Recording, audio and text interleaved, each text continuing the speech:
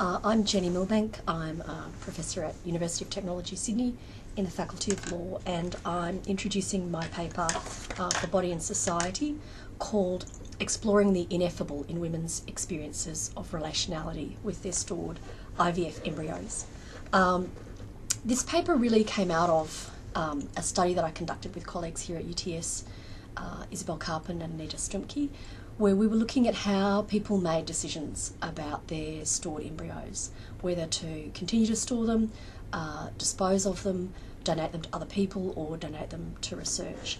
And really starting from how people made those decisions to rethink the laws and policies and practices around that. One of the things we came to from that study was the idea that embryos themselves are not special things. They're not unique entities that have a particular value, which is how law treats them. We don't think that they're people or potential people. Most of them won't in fact ever become human, even if they are implanted.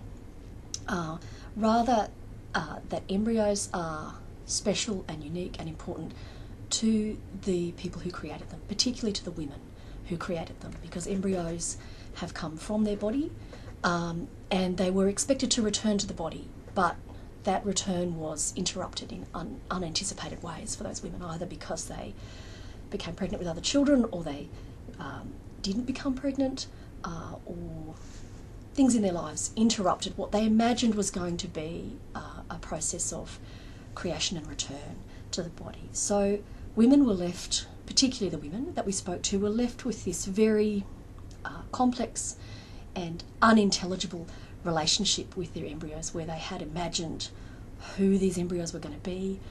They imagined how those embryos were related to their other children or their family members, and they couldn't express those feelings. There was no kind of language for those feelings, or no culturally or socially intelligible way of expressing that sense of significance and relation.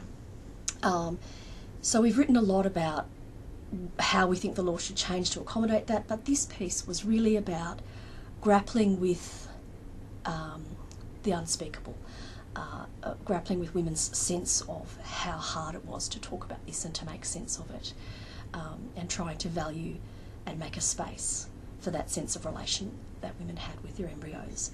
And to do that, I used a series of artworks by Kiki Smith, who's an American artist, who's done an amazing body of work, and part of the early body of that work was largely about reproductive issues and women's bodies, and connectedness and liminality in reproduction.